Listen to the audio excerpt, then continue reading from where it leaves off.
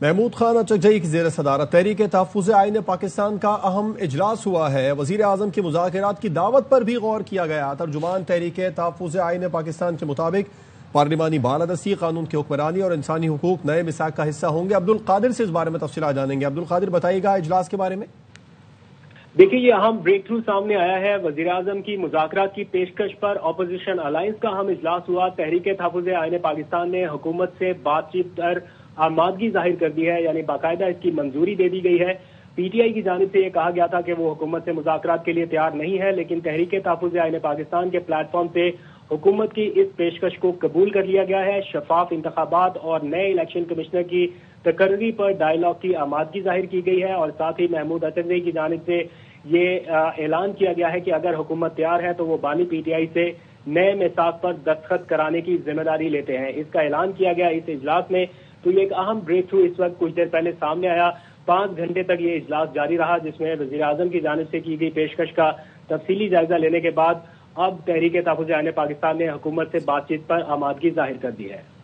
عبدالقادر ہمیں اپڈیٹ کر رہے تھے محمود خان اچکزئی کی زیر صدارت تحریک تحفظ آئین پاکستان کے اجلاس کے بارے میں، اور وزیر اعظم کی مذاکرات کی پیشکش پر اپوزیشن الائنس کا اہم اجلاس ہوا۔ تحریک تحفظ آئین پاکستان نے حکومت سے بات چیت پر آمادگی ظاہر کر دی۔ شفاف انتخابات اور نئے الیکشن کمشنر کی تقرری پر ڈائیلاگ کی آمادگی۔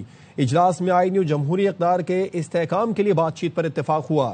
سیاسی و معاشی بحران سے نکلنے کے لیے نئے میثاق کی ضرورت پر اتفاق کیا گیا۔ بانی پی ٹی آئی سے نئے میثاق پر دستخط کرانے کی ذمہ داری لینے کا بھی اعلان کیا گیا۔ عبدالقادر ہمیں اپڈیٹ کریں۔ عبدالقادر، بتائیے گا جو اعلان کیا گیا ہے، جن باتوں پر اتفاق کیا گیا، وہ مزید کیا پوائنٹس ہیں؟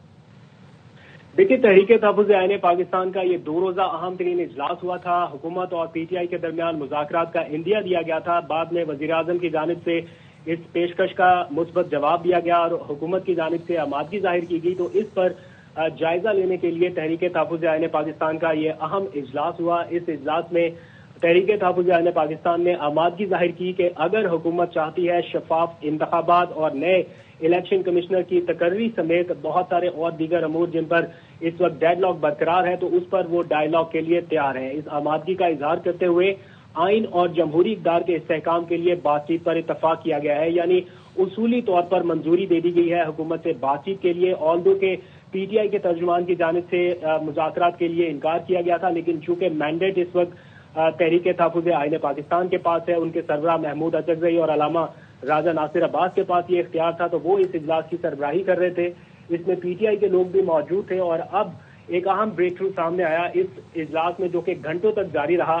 اس میں نئے میثاق کی ضرورت پر اتفاق کرتے ہوئے معاشی بحران سے نکلنے کے لیے حکومت سے بات چیت پر منظوری دے دی گئی ہے، اور ساتھ ہی کہا گیا کہ اگر حکومت چاہتی ہے تو بانی پی ٹی آئی سے نئے میثاق جمہوریت پر دستخط کرائے جائیں گے، اور یہ ذمہ داری لی ہے محمود اچکزئی نے۔ انہوں نے کہا کہ اگر حکومت چاہے سیاسی و معاشی بحران سے نکلنے کے لیے نئے میثاق کی ضرورت پر اتفاق کیا گیا۔ عبدالقادر، آپ کا شکریہ۔